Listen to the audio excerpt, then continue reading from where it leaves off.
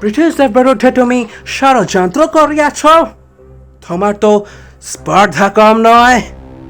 প্ররোচনাদায়ক লেখা লিখছ, হ্যাঁ? Hey, somebody please take him to the jail. ইহাকে লইয়া যাও and আটক করে রাখো কারাগারে। বন্দি করিবে?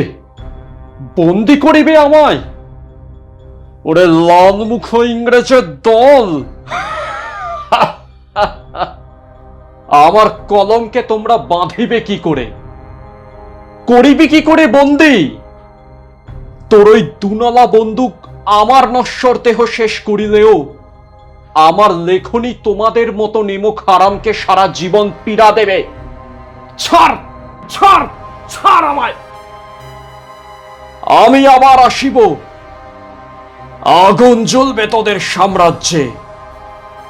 আগুন, আগুন, আগুন।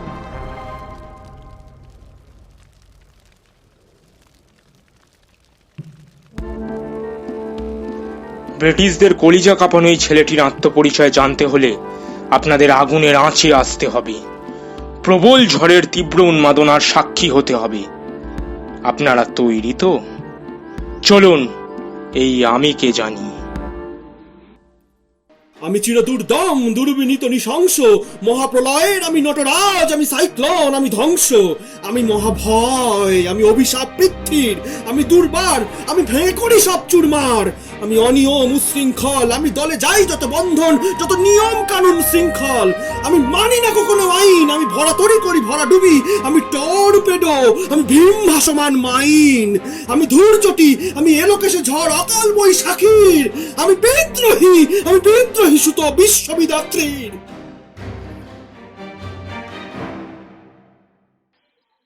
ছোট্ট শ্যামলা বর্ণের সেই ছেলেটি, যার ভারী সুন্দর লাবণ্যময়ী চেহারা, ভীষণ চঞ্চল ও মনকাড়া স্বভাবে গ্রামবাসীর ভালোবাসার পাত্র হয়ে উঠেছিল। তবে দারিদ্র, দুঃখ, অভাবের সঙ্গে যুদ্ধ করতে করতে সেনাবাহিনীতে যুদ্ধের পথ বেছে নিতে হলো তাকে।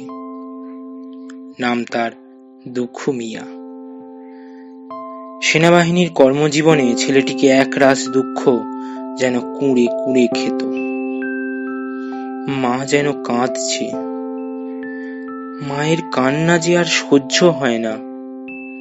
বন্দিনী মায়ের যন্ত্রণাকাতর দৃষ্টি তাকে যেন ডাকছে বারবার। ওরে আয়, ওরে আয় রে দুঃখু, গেয়ে যা বাঁধন হারার গান, গেয়ে যা ওই বিষের বাসিতে অমলিন সোপান, দেখে যা তোর ভাতৃভগিনী দুবেলা যাতে অন্ন জোটেনি, ভেঙে ফেল ওই শত্রু রসনী নিশান, বজ্র নিনাদে ঘোষণা কর সর্বহারার গান, ভেঙে ফেল শত্রুর হৃদয় পাষাণ, ভেঙে ফেল, ভেঙে ফেল। কারা রইল লৌহ কপাট, ভেঙে ফেল কররে লোপাট, রক্ত জমাট শিকল পূজার পাষাণ বেদি। ওরে ও তরু নিশান, ওরে ও তরু নিশান, বাজা তোর প্রলয় নিশান, ধ্বংস নিশান, উঠুক প্রাচীর প্রাচীর ভেদি। কারা রইল লৌহ কপাট, ভেঙে ফেল কররে লোপাট, রক্ত জমাট শিকল পূজার পাষাণ বেদি। ওরে ও তরু নিশান, ওরে ও তরু নিশান, বাজা তোর প্রলয় নিশান, ধ্বংস নিশান, উঠুক প্রাচীর প্রাচীর ভেদি। কারা রইল লৌহ কপাট। 1920 সাল। অহিংস আন্দোলনে আন্দোলিত দেশবাসী ব্রিটিশ স্বার্থের বিরুদ্ধে অসহযোগিতায় মত্ত। এদিকে দৈনিক নবযুগ নামে একটি সান্ধ্য পত্রিকায় ব্রিটিশদের স্বার্থের পরিপন্থী যা কিছু, যা তাদের অমঙ্গল, যা অশুভ, তাই নিয়ে লেখালেখি শুরু হলো। সর্বাগ্রে ছিল সেই ছেলেটা। ইংরেজ জেনারেলের ক্রূর দৃষ্টি এসে পড়ল তার দিকে। আর নবযুগ পত্রিকার অফিসে একটু নজর রাখতে হবে, ওরা নাকি স্বদেশি ছড়াচ্ছে। So be careful, okay? And keep an eye on them always, okay? দেশ থেকে একদল মানুষের ওপর ইংরেজ পুলিশের গুলির প্রতিবাদে গর্জে ওঠে ছেলেটি। এই পরাধীনতা মনুষ্যত্বকে এমন নির্মম ভাবে দুই পায়ে মরাইয়া চলিবে আর কতদিন? এই অত্যাচার, এই মিথ্যা বুনিয়াদে খাড়া তোমাদের ঘর। মনে করো কি চিরদিন খাড়া থাকিবে? এই সব অপকর্মের, এই সব অমার্জনীয় পাপের, এই সব নির্মম উৎপীড়নের জন্য বিবেকের যে দংশন, তাহা হইতে আমাদের রক্ষা করিবে কে? এই মহাশক্তির ভীষণতা আজও কি তোমার ঘাড়ে চড়ে পড়ে নাই? তার এই রূপ জ্বালাময়ী ও আবেগপূর্ণ ভাষণ ভারতবাসীকে উদ্বুদ্ধ করতে শুরু করলো। তার এবং সংবাদপত্রের ওপর শকুনির দৃষ্টি পড়তে লাগলো। তাও থামল না ছেলেটা। রুদ্রমঙ্গল শিরোনামে জন্মভূমির অপমানের কথা তুলে ধরলেন। বললেন, ভারত মাতাকে যে বিদেশি শক্তি শাসন করছে, সে একদিকে যেমন দানব নয়, অন্যদিকে তেমনি দেবতাও নয়, রক্তমাংসের মানুষ। যারা এরূপ রক্তমাংসের মানুষের দ্বারা মায়ের অপমান নীরবে অবলোকন করে, প্রতিবাদ করে না, তাদের আঘাত করার জন্য আঘাতের দেবতার সন্ধান আমি করিয়াছি, আমি। তার কলম ছিল দোদুল্যমান ভারত ভাগ্য বিধাতার নাওয়ের দাঁড়, আর তিনি স্বয়ং ছিলেন তার কাণ্ডারি। দুলিতেছে তরি, ফুলিতেছে জল, ভুলিতেছে মাঝি পথ, ছিড়িয়াছে পাল, কে ধরিবে হাল, কার আছে হিম্মত? দুলিতেছে তরি, ফুলিতেছে জল, ভুলিতেছে মাঝি পথ, ছিড়িয়াছে পাল, কে ধরিবে হাল, কার আছে হিম্মত? কে আছো জোয়ান, হও আগুয়ান, হাকিছে ভবিষ্যৎ, এ তুফান ভারী, দিতে হবে পারি, নিতে হবে তরি পার, দুর্গমগিরি, কান্তর মরু, দুস্তর পারাবার হে, লঙ্ঘিতে হবে রাত্রি নিশীতে, যাত্রীরা হুঁশিয়ার। বড় বড় সংবাদপত্র এক বাক্যে বলল, তুমি যোগ্যই লেখক, শাসকের প্রাণঘাতী ভীমরুল, তুমি সশস্ত্র কলমস্ত্র, এক বুক ভরা বারুদে নজরুল। তার উল্লসিত বন্যী পতঙ্গ আবাল বৃদ্ধ বনিতার প্রাণভোমরাকে এক মাতাল অগ্নিশিখার ন্যায় জ্বালিয়ে দিল। সত্যকে চিরকাল দমিয়ে এসেছে শাসক। এই অরণ্য প্রবাদ মিথ্যে হয় কি করি? বড়লাট বলল, Where did he get this courage? I mean, এই স্কাউন্ডারটা কোথা থেকে এত সাহস পাচ্ছে? স্বদেশীদের ইনফ্লুয়েন্স করা হচ্ছে। So this is the last time warning we are giving to him. And after that, we are going to take a serious step. And this is very clear that we are giving him the last chance, okay?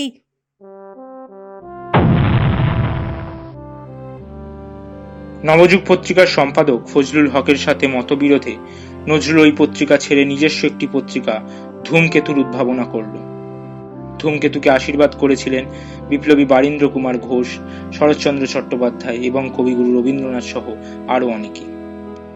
রবি ঠাকুরের আশীর্বাদ বাণী ছিল, আয় চলে আয় রে ধূমকেতু, আধারে বাদ অগ্নি সেতু, দুর্দিনের এই দুর্গ শিরে উড়িয়ে দে তোর বিজয় কেতন। অলক্ষণের তিলক রেখা, রাতের ভালো হোক না লেখা, জাগিয়ে দে রে চমক মেরে, আছে যারা অর্ধচেতন। 1922 সাল, ধূমকেতুর প্রথম বর্ষ। প্রথম সংখ্যায় সারথীর পথের খবর শিরোনামে এক সম্পাদকীয় নিবন্ধে নজরুল বললেন, সর্বপ্রথম নিজেকে চেনার মধ্যে দিয়ে স্বাবলম্বী হতে হবে। হে ভারতবাসী, আত্মনির্ভরতা না থাকলে আসলে বড় কোনো লক্ষ্য অর্জন অসম্ভব। ধূমকেতুর প্রথম বর্ষ। দশম সংখ্যায় নজরুল ক্ষুদিরামের মা নামক আরেকটি নিবন্ধে ভারতমাতার সন্তানদের ক্ষুদিরামের সাথে তুলনা করে বললেন, এক ক্ষুদিরাম দেশের জন্য আত্মবলিদান দিলেও ঘরে ঘরে সে জন্ম নিয়ে এসেছে ক্ষুদিরাম হয়ে। তাই আপন সন্তানদের ঘরে আটকিয়ে না রেখে দেশ ও মুক্তির প্রয়োজনে সন্তানদের আত্মবলিদানে অনুপ্রাণিত করো। কোথায় ভাই ক্ষুদিরাম? 18 মাসের পর আসবে বলে গেছ, এসেছ প্রতি ঘরে ঘরে, কিন্তু 18 বছর যে কেটে গেল ভাই। সারা দাও, সারা দাও আবার। যেমন যুগে যুগে সাড়া দিয়েছ ওই ফাঁসির মণ্ডপে, রক্তমঞ্চে দাঁড়িয়ে। নজরুলের ধূমকেতু পত্রিকায় সর্বপ্রথম ভারতের পূর্ণ স্বাধীনতার বার্তা জোরালো ভাষায় প্রকাশ করে। তিনি ঘোষণা করলেন, সর্বপ্রথম ধূমকেতু ভারতের পূর্ণ স্বাধীনতা চায়, স্বরাজ টরাজ বুঝি না। কেননা এই কথাটার মানে এক এক মহারথী এক এক রকম করে থাকেন।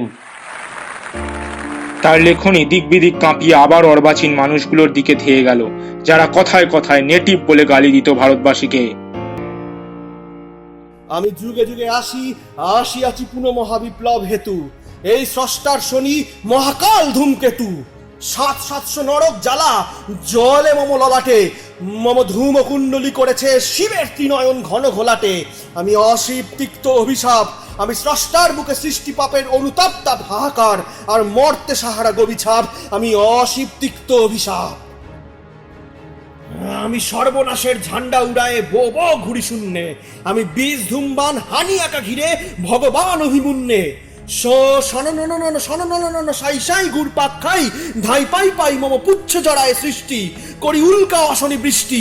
আমি একটা বিশ্বগ্রাসী আছি, পারি গ্রাসিতে এখনো ৩০টি। আমি অপঘাত দুর্দৈ বরে, আমি সৃষ্টির অনাসৃষ্টি, আমি সৃষ্টির অনাসৃষ্টি। এই সময় ধূমকেতুতে তিনি লিখলেন, তোমাদের মধ্যে এমন কেউ কি নেই যে বলতে পারে আমি আছি? সব মরে গেলেও আমি বেঁচে আছি। যতক্ষণ ক্ষীণ রক্তধারা বয়ে যাবে ততক্ষণ পর্যন্ত আমি তা দেশের জন্য জীবনপাত করব। তার লেখার প্রবল আক্রোশ বিভিন্ন ধর্মীয় সংগঠনের বিষ ব্যথা হয়ে উঠতে লাগলো। তবুও তিনি লিখে চললেন, আর কতকাল থাকবি বেটি, মাটির ঢেলার মূর্তি আড়াল? স্বর্গ যে আজ জয় করেছে অত্যাচারী শক্তি চাড়াল।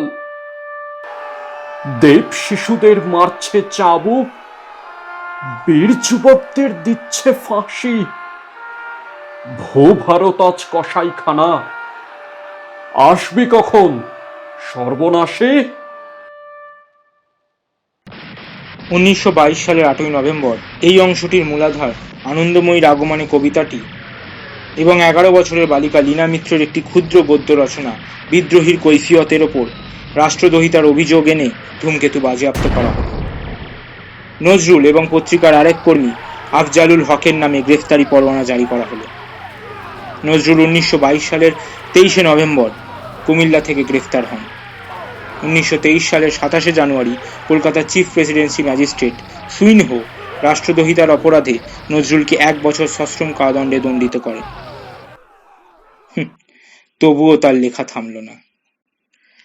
কারাবন্দী নজরুল কারার দেওয়ালে লিখে চললেন, আর যেন বললেন, ইংরেজ, আরে ও ইংরেজ, আমার পাঁজর নির্মাণে ওই অস্থি সবর করিবি কি করে জব্দ? কাফের তোকে জাহান্নামে পাঠিয়ে রচিব নতুন শকাব্দ। 1923 সালের 7ই জানুয়ারি নজরুল বিচারাধীন বন্দী হিসাবে আত্মপক্ষ সমর্থন করে এক জবানবন্দি প্রদান করেন। চিফ প্রেসিডেন্সি ম্যাজিস্ট্রেট সুইনহোর আদালতে এই জবানবন্দি বাংলা সাহিত্যে রাজবন্দির জবানবন্দি নামে বিশেষ সাহিত্যিক মর্যাদা লাভ করেছে।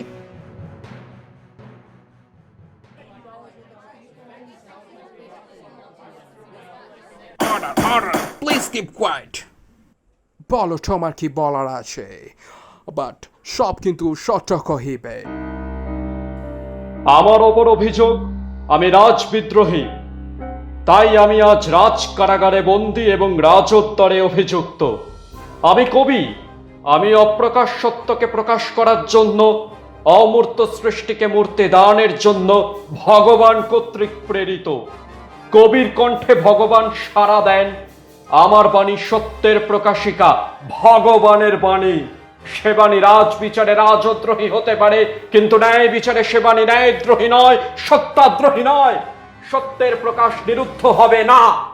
আমার হাতের ধূমকেতু এবার ভগবানের হাতের অগ্নিমশাল হয়ে অন্যায় অত্যাচার দগ্ধ করবে।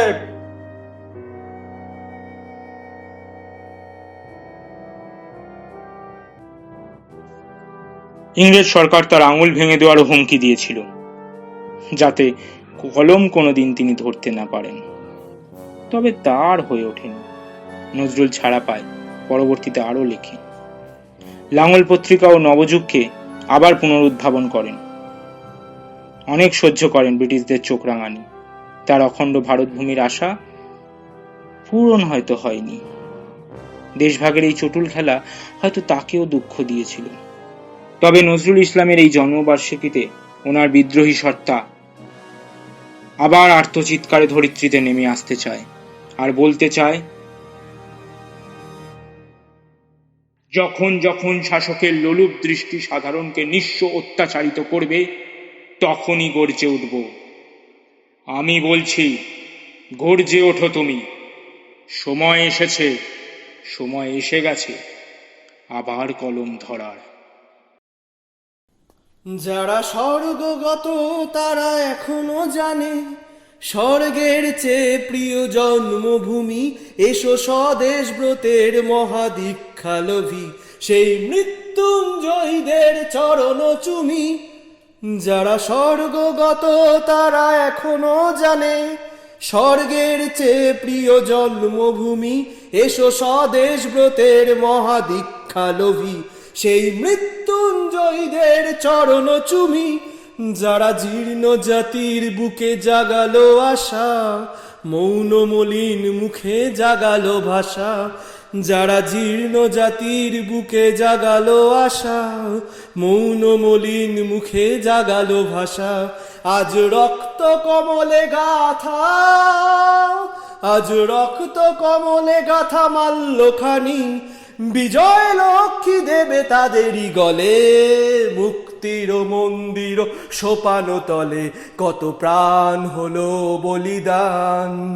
লেখা আছে অশ্রু জলে, মুক্তির মন্দির সোপান তলে কত প্রাণ হলো বলিদান।